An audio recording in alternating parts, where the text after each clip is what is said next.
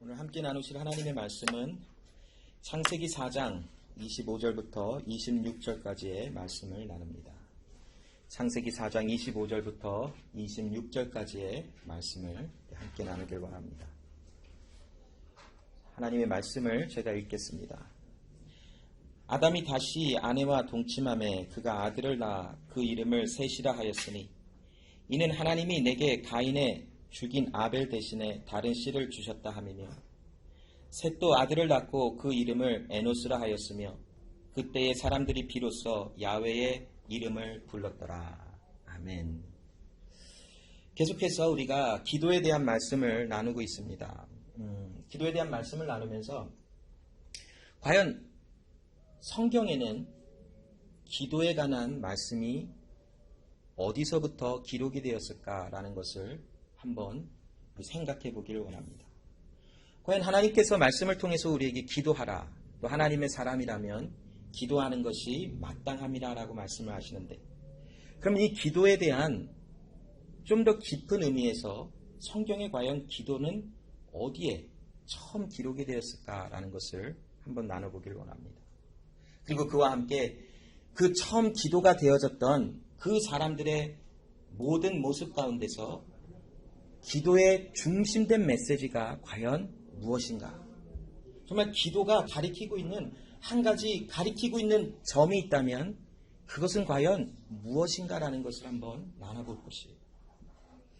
흔히들 기도의 시작이라 한다면 그냥 막연하게 아마도 아담과 하와가 에덴 동산에서 하나님과 대화했던 것이 기도의 시작이 아닙니까? 라고 말들을 합니다.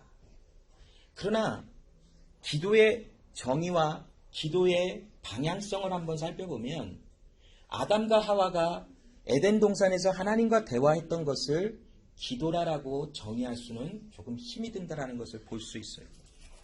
그 이유를 우리가 오늘 말씀을 나눠가면서 왜 그렇게 말할 수 있는지에 대한 이유를 찾아볼 것이에요.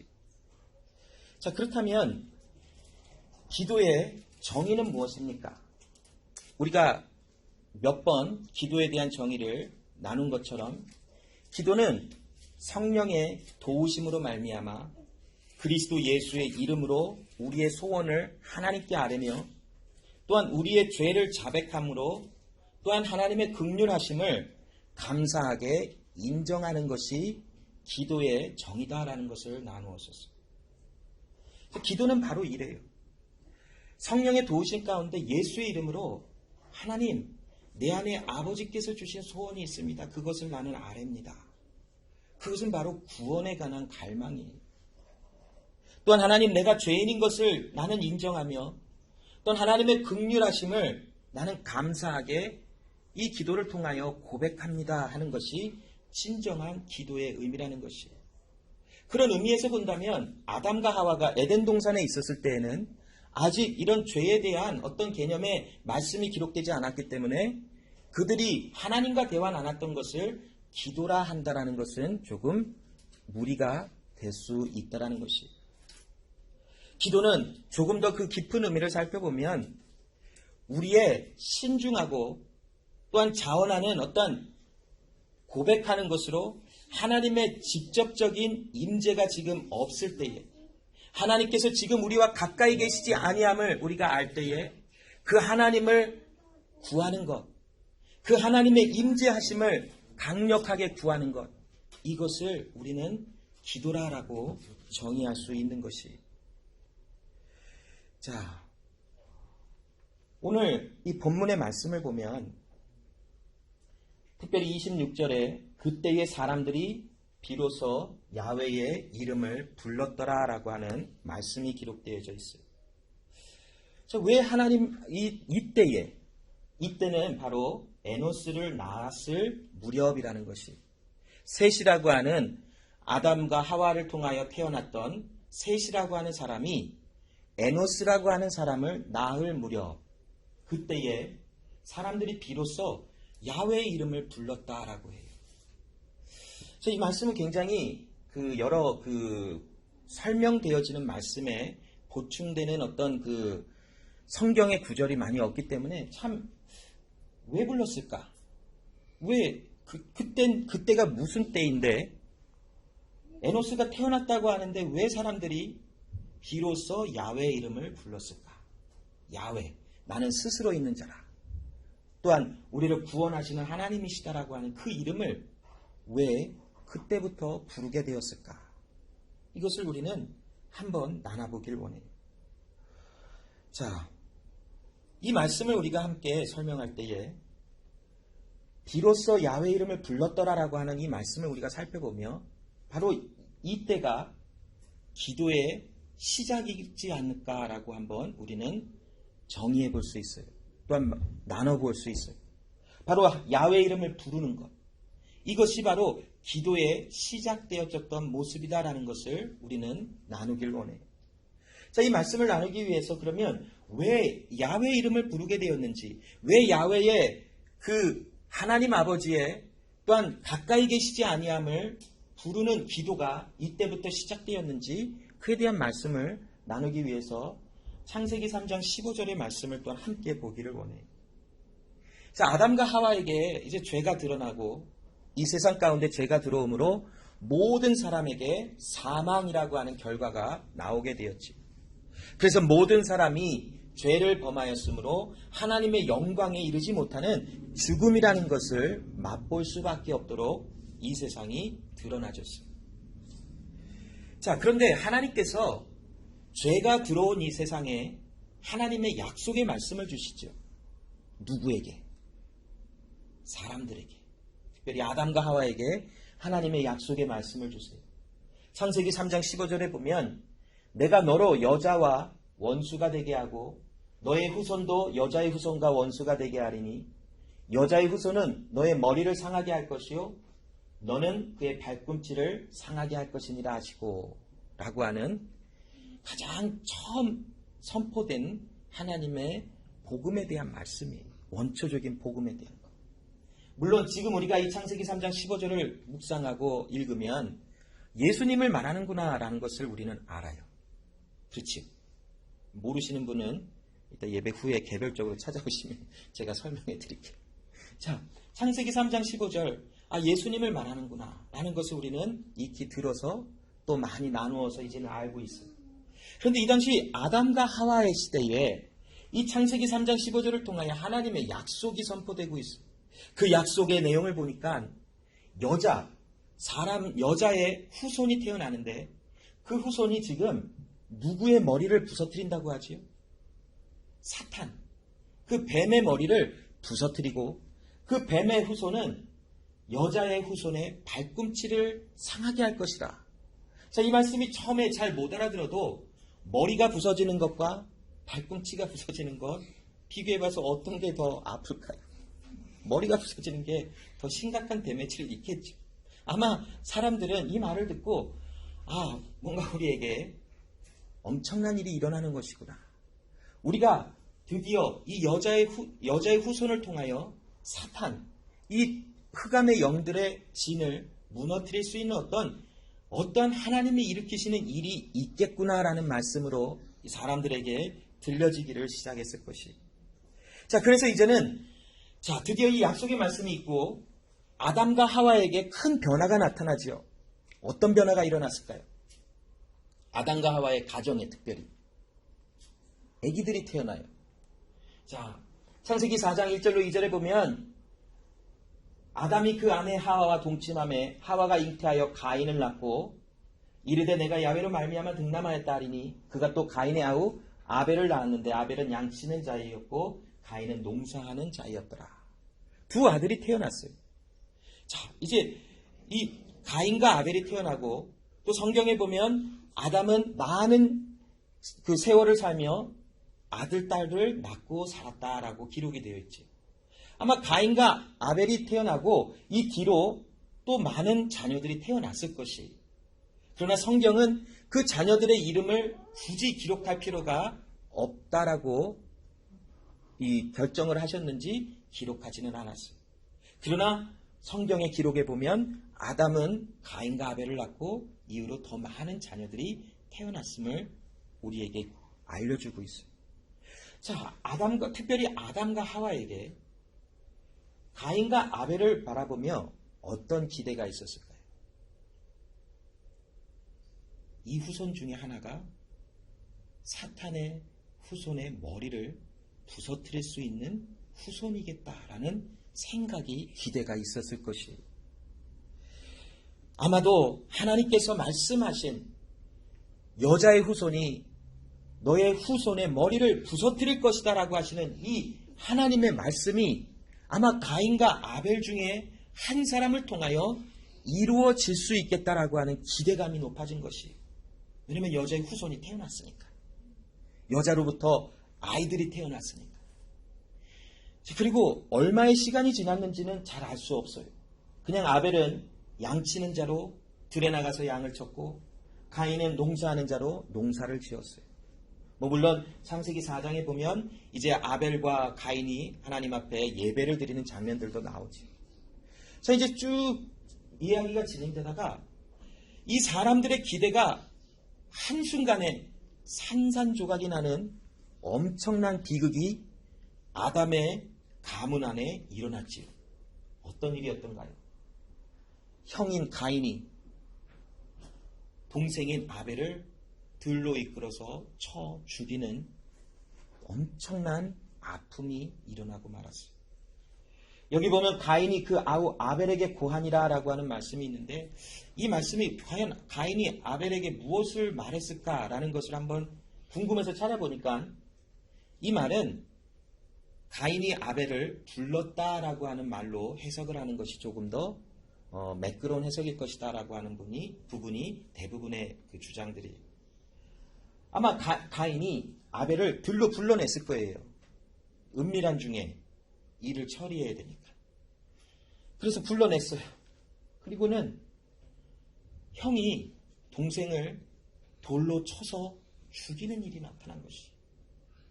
왜 이렇게 됐을까요? 가인은 왜 이렇게 동생을 돌로 쳐서 죽이기까지 그의 마음에 미움과 악함이 가득했을까요? 그 배경을 보면 하나님께서 아벨과 아벨의 제물은 받으셨으나 가인과 가인의 제물은 받지 않으셨대요. 하나님께서 그에 대한 말씀을 너 어찌하여 내 마음에 그런 불편한 마음이 있느냐라고 하나님이 가인을 책망하시고 꾸중하시기까지 하셨어요. 그러함에도 가인은 그 분노와 악함이 사그라들지 아니하고 오히려 그것이 폭발하여 동생 아벨을 돌로 쳐서 죽이는 그 일이 나타나고 말았습니다. 아담의 가문에는 아마 이 사건으로 인하여 엄청난 충격이 왔을 거예요. 둘 중에 하나가 아마도 하나님이 말씀하신 창세기 3장 15절에 여자의 후손 중에 누군가가 사탄의 후손의 머리를 부술 것이다라고 하는 말씀이 이루어질 수 있겠다라고 하는 기대감이 있었는데, 그것이 산산조각이나 한 아들은 죽어버리고 한 아들은 엄청난 죄를 저질러 밖으로 도망갈 수밖에 없는, 밖으로 나가버릴 수밖에 없는 그 결과가 나와버리고 말았지. 자, 이제 또 시간이 좀 흘러가요. 그리고 오늘 본문 25절에 보면 이제 이 가인과 아벨의 사건 후에 성경은 가인의 그 지니아르지, 그 계보, 가족 관계, 누가 누구를 낳고 했던 그 말씀을 쭉 나열한 후에 오늘 본문 25절에 아담과 하와를 통해 또 다른 아들 셋이 등장한다라고 서술하고 있어요. 25절에 아담이 다시 아내와 동침함에 그가 아들을 낳아 그 이름을 셋이라 하였으니 이는 하나님이 내게 가인의 죽인 아벨 대신에 다른 씨를 주셨다 함이며 라고 말씀을 주고 있습니다. 아마 이 아담의 가문의 사람들, 많은 이제 흩어졌던 이제 아담과 하와의 자녀를 낳고 그 자녀들이 또 자녀를 낳는지 모르지만 아무튼 사람들은 많아졌을 거예요. 이제 그 아담의 가문의 사람들에게서는 여기 힌트가 아벨 대신에 다른 씨를 주셨다 함이라 라고 하는 이 말의 힌트를 보면 사람들의 기대가 다시 한번 또 올라간 거예요. 아, 셋이라고 하는 아들이 태어났으니까 무엇인가 하나님의 계획과 하나님의 약속이 속히 이루어질 수 있지 않을까라고 하는 어떤 기대감이 또 있었을 것이에요. 자, 그런데 성경은 셋에 대해서 별다른 기록하지 않아요. 셋이 행할 수 있었던 셋이라고 하는 아들이 이루어놨던 가장 대표적인 한 가지 업적을 든다면 무엇이었을까요? 에노스를 낳은 것. 땡이에요, 땡. 그 이외에는 더 이상 말씀이 셋에 대한 말씀을 기록하지 않아요. 그러면 또 에노스에 대해서 어떤 중요한 말씀들을 기록해 두었을까? 그것도 아니더라고요. 아버지를 따라 살아가는 삶을 닮았는지 아무튼 셋과 함께 에노스도 굳이 어떤 하나님의 어떤 이 역사가 이 셋과 에노스를 통하여 무엇인가 이루어졌다라고 하는 성경의 어떤 기록이 남아있지 않아요. 자, 한번 이 성경에 한번 전체적인 내용을 이 가인과 아벨과 셋과 에노스에 대한 이 계보를 한번 우리 차트를 보고 나눠볼게요. 아담과 하와는 가인과 아벨을 낳고 가인이 아벨을 쳐서 죽인 후에 아벨의 계보는 없어요. 가인은 에녹을 낳고 에녹은 이랏, 무후야엘, 그 다음에 무드시엘, 라멕의 또한 네 자녀에 대해서 성경은 이렇게 기록을 하고 있어요. 자, 그 기록이 끝난 후에 아담이 하와와 함께 셋을 낳고 셋은 에노스를 낳았다라고 하는 이 말씀에 대한 부분을 오늘 우리가 보고 있는 것이에요. 또 다른 차트를 보면 자, 아담이 130세에 셋을 낳았대요. 그리고 900몇 년이요? 30년인가를 살다가 그동안 아이들을 낳고 하나님께로 돌아갔어요. 자, 셋은 몇 살이냐면 105세 때에 에노스를 낳았어요. 105세라 한다면 아담이 거의 한 235세 정도 됐었을 때에 에노스라고 하는 아들이 태어난 것이. 오늘 이 부분에 대한 말씀을 우리가 이제 여기에 있는 이 부분에 대한 이 시간적인 개념의 말씀을 나누는 것이. 자, 그렇다면 자, 아담과 하와의 가문에 셋이라는 아들이 태어났고 또 105년 있다가 에노스라고 하는 아들이 태어났는데 사람들이 왜 그때에 비로소 하나님의 이름을 부르게 되었을까? 왜 하나님의 이름을 간구하며 부르게 되었을까라는 것이. 사람들은 아마도 이 하나님의 창세기 3장 15절의 약속이 바로 즉시로 이루어질 것이다라고 하는 어떤 기대감이 있었을 것이지만 어떤 이유에서인지는 모르지만 셋이 태어나고 또 셋을 통하여 105년 후에 에노스가 태어났음에도 이들을 통해서 어떠한 하나님의 말씀이 이루어진 흔적과 증거들이 남아있지 않았음을 본 것이라는 것이. 많은 사람들이 기대했지요. 이제 이 자녀들이 계속 태어나니까 이 자녀들 중에 누군가, 여자의 후손으로 태어나는 누군가가 아마도 사단의 후손의 머리를 부서뜨릴 것이다. 어떤 그런 막연한 기대가 있었을 것이죠. 성경이 기록하지 않은 어떤 계기로 인해서 사람들은 아니겠다라고 하는 생각을 하게 되었더라는 것이. 아벨도 아니고 가인도 아니고 셋도 아니고 에노스도 아닌 하나님의 무엇인가 행하시는 일로 통하여 사단의 후손의 정수리를 부서뜨리는 것이 나타나겠구나라고 하는 그런 마음의 방향이 바뀌어지는 어떠한 계기들이 있었을 것이라는 것이. 그래서 사람들은 이제 하나님께 하나님의 약속하신 바를 이루어 달라고 하나님의 이름을 부르는 일이 이때부터 나타난 것이다 라고 하는 기록이 써져 있는 것이. 창세기 3장 15절에 주셨던 이 약속은 결국 가인도 아벨도 셋도 에노스도 아닌 하나님께서 이루시는 어떠한 하나님께서 행하시는 일로 통하여 나타나게 되어져 있어요.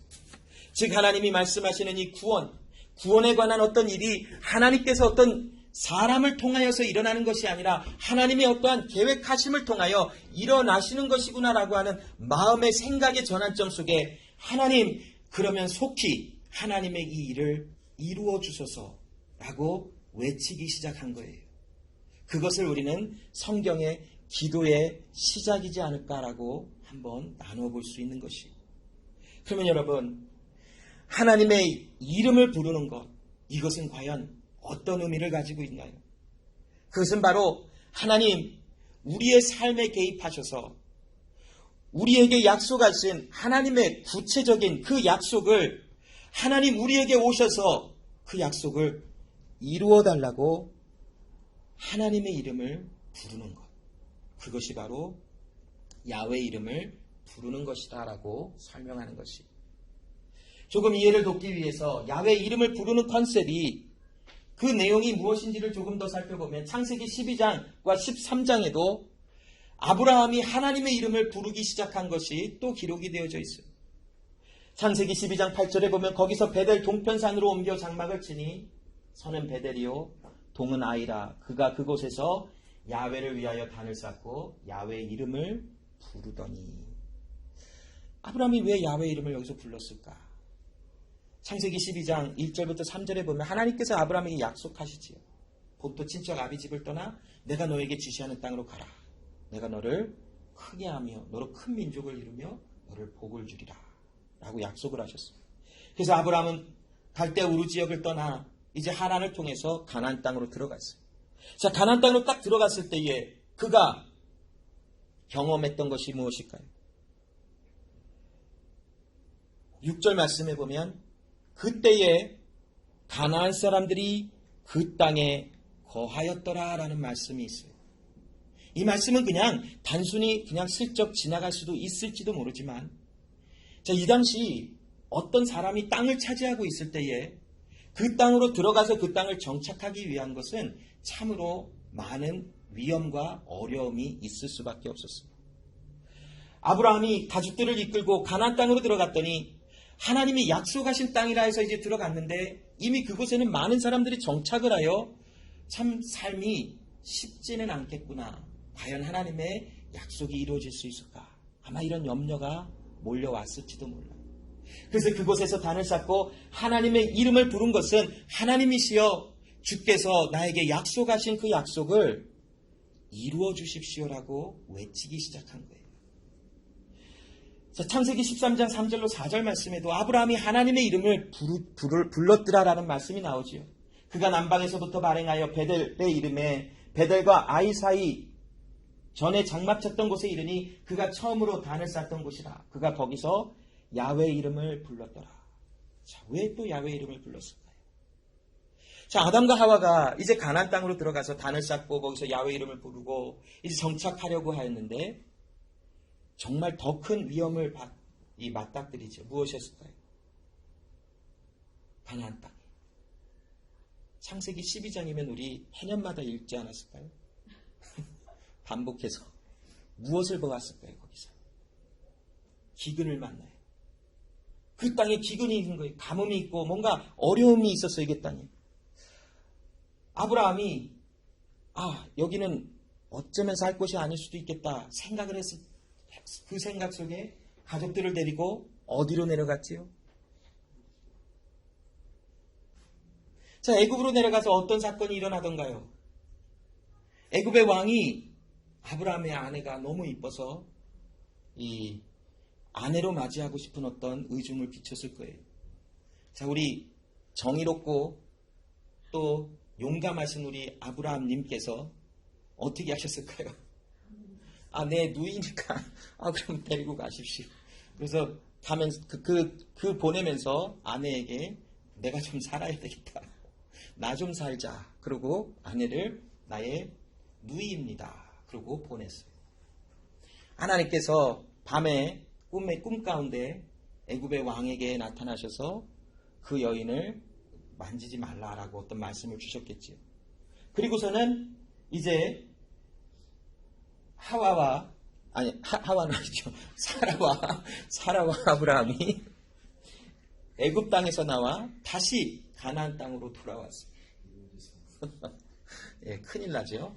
자, 그 올라오는 길에 아브라함의 마음은 참 많이 무너졌을 거예요. 하나님 앞에서도 부끄러울 수도 있고 옆에 함께하는 아내 앞에서도 참 할 말이 없었을 거예요. 그가 다시 그 베델과 아이 사이 전에 그 애굽으로 내려가기 전에 장막을 쳤던 그곳에 돌아와서 그곳에서 하나님 그 이름을 부른 거예요. 하나님, 내가 하나님의 약속을 믿고 저 갈대아 우르에서 나와서 여기까지 왔어요. 기근을 만나서 애국까지 내려갔다가 애국에서 이런 일이 있어서 그냥 엄청난 창피를 다 당하고, 물론 재물은 많이 갖고 왔지만 창피를 당하고 여기까지 왔어요. 하나님, 주의 약속을 나는 신뢰합니다. 그러나 나는 모르겠어요. 내가 어떻게 이것을 이룰 수가 있겠습니까? 라고 하는 어떤 기도의 내용이, 하나님 지금 나에게 오셔서 내 삶에 개입하셔서 하나님이 말씀하신 대로 나의 삶을 인도하여 주소서라고 외쳤을 것이에요. 이것이 바로 하나님의 이름을 부른다라고 하는 내용이 창세기에 기록된 방향성이에요. 자, 그러면 여러분, 왜 창세기가 기록됐을까요? 누구에게 알려주려고? 왜 모세오경은 기록됐을까요? 물론 모세오경의 저자가 나중에 와서 모세가 기록한 것이 아니라 후대 사람들, 특별히 에스라가 편집하고 또 뭔가를 섞어서 이게 만들어졌을 것이다라고 하는 어떤 주장들이 있어요. 그러나 성경에 우리가 주장을 보면 예수님도 또 말씀 가운데 모세가 기록한 말씀에 의하면이라고 하는 말씀을 우리는 좀 더 따라가길 원해요. 자, 그러면 모세오경을 기록한 이유와 배경과 처음 그 말씀을 받는 사람들의 상황은 어떠했을까요? 왜 창세기가, 특별히 창세기가 왜 기록돼서 오늘 하나님께 기도하는 것이 무엇인가, 그때 비로소 사람들이 야훼 이름을 불렀더라 하는 말씀을 왜 기록을 해서 주고 있을까? 창세기의 내용을 보면, 창세기에서는 특별히 1장에서 11장의 내용을 보면, 특별히 1장에서 2장 내용을 보면 또한 하나님의 절대 주권에 대해서 말씀하고 있죠. 하나님이 말씀하심에 이 세상이 창조가 되어졌고, 그 만드시고 계획하시고 모든 것을 행하신 이는 오직 살아계신 하나님 한 분이시다라고 강조하여 말하고 있어요. 그리고 또한 사람을 만드셨는데 그 사람은 바로 하나님의 형상으로 지음을 받은 하나님의 사람이라. 그런데 이 세상에 죄가 들어와 있고 죄로 인하여 무너졌지만, 하나님께서 창세기 3장 15절을 통하여 약속하신 것은 하나님의 백성을, 하나님이 불러내신 사람들을 구원하신다라고 하는 약속이 주어진 것이. 이제 그 뒤를 이어서 사람들이 사람에게 기대하고 가인과 아벨과 셋과 에노스 중에 누군가가 하나님이 말씀하신 약속을 이루겠다라고 기대하고 생각했었겠지만, 모든 것이 무너지고 오직 하나님만이 이 약속을 이루시는구나라는 것을 어떤 계기 가운데 깨닫고 야훼 이름을 부르기를 시작했다라고 하는 메시지가 창세기 1장부터 4장에 또한 쭉 뒤를 이어 이제 아브라함의 가문에 일어났던 일들을 이제 들춰내면서 설명하고 있다면 무엇을 설명해 주기 위함일까요? 그럼 먼저 이 말씀이 누가 가장 먼저 들었을까요? 모세가 전했을 때에, 기록하여 또 전하고 말로 전했을 때 누가 들었을까요? 이스라엘 백성들. 자, 그러면 여기서 어떤 이스라엘 백성들? 애굽에서 나온 이스라엘 백성들. 그 사람들에게 하나님의 전능하심과 구원하심과 그 하나님 앞에 우리는 구원을 호소할 수밖에 없는 그런 존재임을 깨달아 알게 한 것이에요. 그래서 이 모세오경에, 특별히 창세기 말씀에 기도와 또 하나님의 절대 주권과 절대성과 하나님의 또한 구원하심에 대한 내용이 계속 흘러나오며, 그 구원하시는 하나님의 이름을 부르는 것이 너희에게 마땅하지 아니한가? 너희가 하나님의 구원의 은혜 속에 부름을 받은 자이라면 지금 임재하여 계시지 않은 우리에게 멀리 떨어져 계시는 그 하나님, 즉 구원이 우리에게 있지 아니하는 그 상태에서도 하나님께 구하여 그 구원의 은혜를 우리에게 이루어 주소서 기도함이 마땅하지 아니한가? 라고 하는 어떠한 그런 메시지를 출애굽한 이스라엘 백성들에게 가르쳐주고 있는 것이. 그러므로 여러분, 하나님의 이름을 부른다라는 것은 하나님의 약속이 우리 가운데 이루어지기를 원하는 것을 구하며 하나님의 계획에 반응하는 것이라는 것이지. 즉 하나님 주의 이름을 나는 부릅니다라고 하는, 나는 야훼 이름을 부릅니다라고 하는 이 문장의 뜻은, 나는 하나님이 나에게 주신 그 약속을 이루시는 하나님이심을 믿음으로 그것이 이루어질 것을 나는 말로 선포하며 하나님의 계획에 반응하고 하나님의 계획을 신뢰하는 것입니다 라고 하는 뜻이 야훼 이름을 부른다에 함축되어져 있는 것이, 시편 116편 1절로 4절 말씀해 보면 구원을 사모하고 구원을 소망하는 사람들의 입술의 고백이 바로 기도라라는 것을 알려주고 있어요.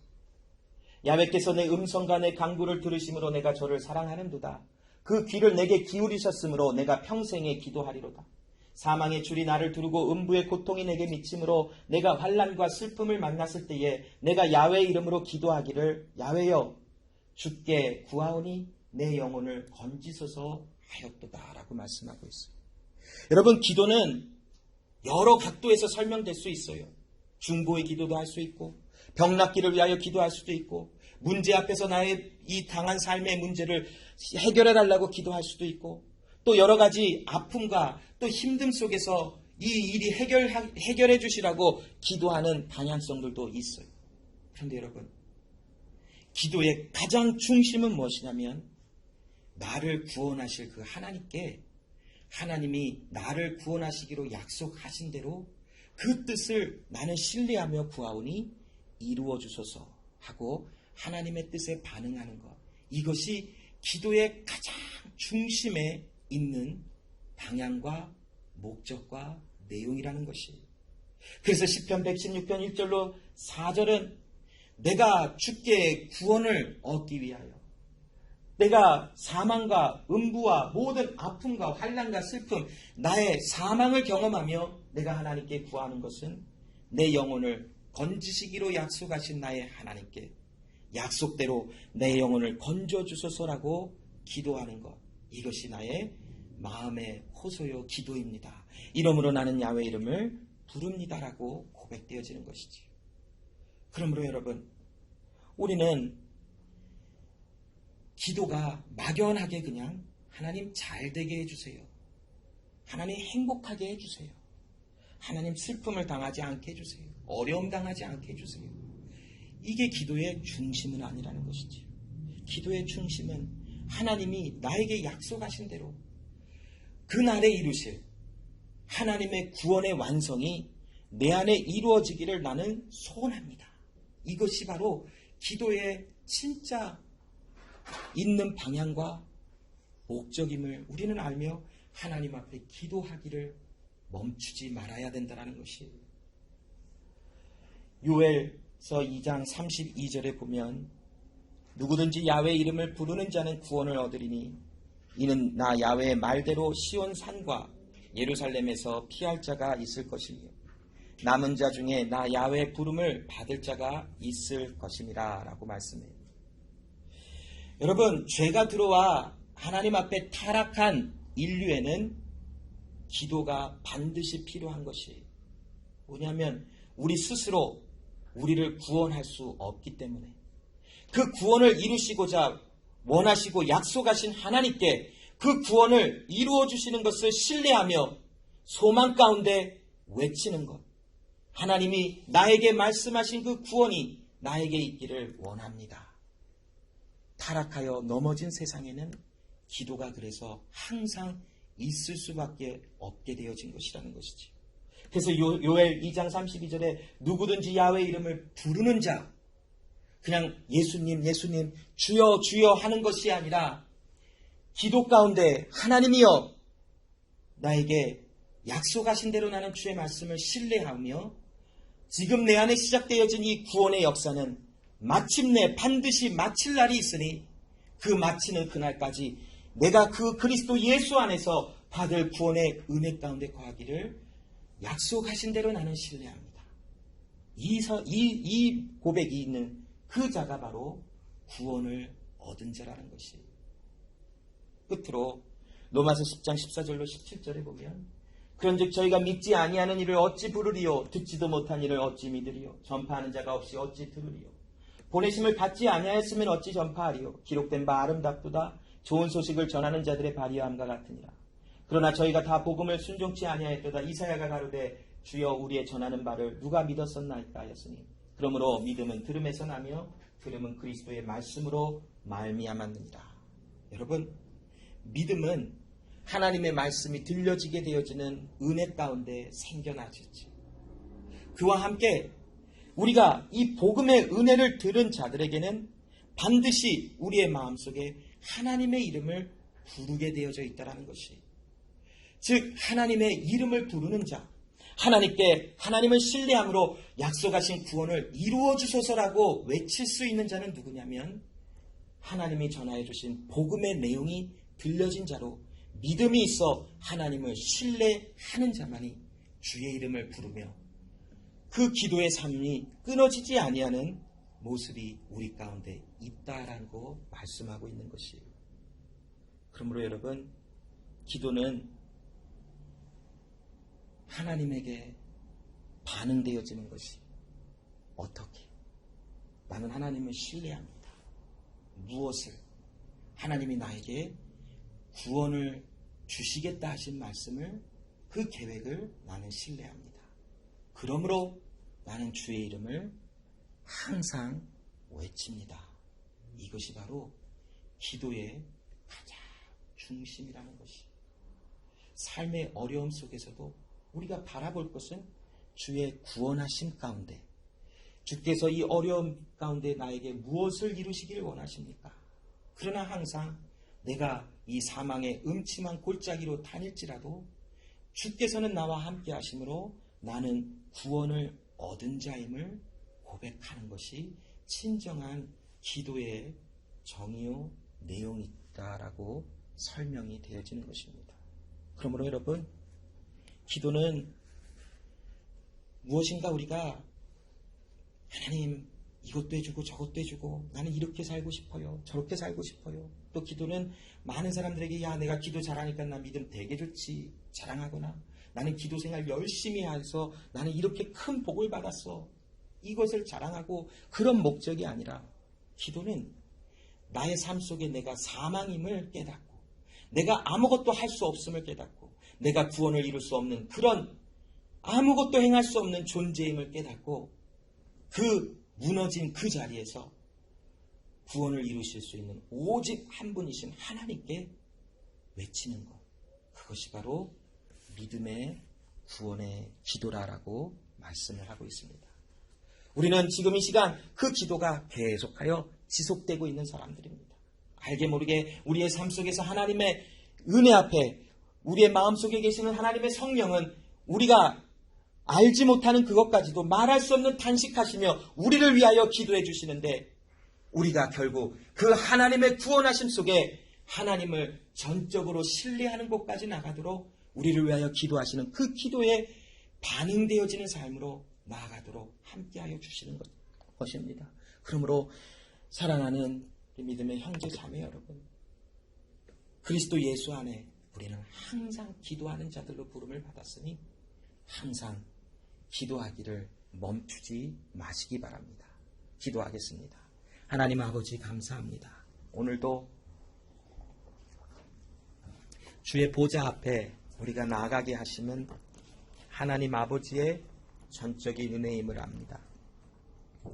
우리가 무엇이기에, 우리 안에 어떤 선함이 있었기에 하나님이 우리를 택하시고 구원하심이 아니요, 우리는 알 수 없으나 우리는 이해하지 못하나 아버지의 일방적인 사랑과 아버지 하나님의 일방적인 부르심 가운데 우리 가운데 구원을 약속하신 하나님, 이 구원이 우리에게 이루어지기를 소원하시며 약속하심으로 마지막 날에 그 일을 이루실 하나님의 은혜가 있음을 바라보게 하시는 하나님, 아버지, 기도는 그 하나님을 신뢰하며 그 하나님을 바라보며 주의 이름을 부르는 것이다 하였으니 주여, 우리의 삶 속에 마음껏 주의 이름을 부르게 하시고 우리의 삶 속에 마음껏 구원을 이루시는 주님의 능력과 그 구원의 섭리를 신뢰하고 바라보며 주의 이름을 끊임없이 외칠 수 있는 우리의 삶이 되도록 도와주시옵소서. 삶의 어려움을 만나고 힘듦을 만나지만 그 가운데서도 구원하시는 주님을 신뢰함으로 주의 이름을 부르는 하나님의 나라 백성들의 삶이 우리 가운데 더욱더 풍성하여질 수 있도록 도와주시옵소서. 감사드리며 예수님의 이름으로 기도합니다. 아멘.